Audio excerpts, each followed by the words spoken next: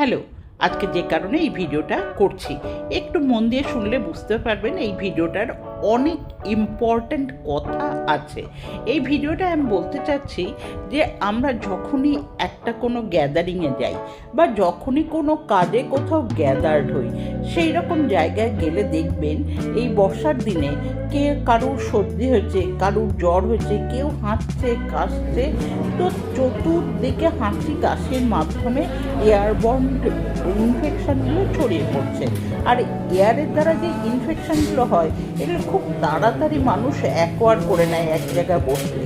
তো আজকে আমি যেখানে গেছিলাম কত লোক হাঁচি কাশি দিচ্ছিল, কিন্তু অদ্ভুত ব্যাপার, কারোর নাকে মাস্ক ছিল না, কারোর মুখে মাস্ক ছিল না, ইভেন একটা রুমাল দিয়ে পর্যন্ত মুখটা কভার করেনি। তো লোককে তো আর বলা যাবে না, সেই জন্য যখনই এইরকম গ্যাদারিংয়ে যাবেন নিজের সেলফ প্রোটেকশনের জন্যে অ্যাটলিস্ট মাস্ক সাথে রাখবেন। যদি দেখেন এরকম সিচুয়েশন, নিজেকে প্রোটেক্ট করার জন্য মাস্ক ব্যবহার করুন। হেলদি থাকুন। Bye bye.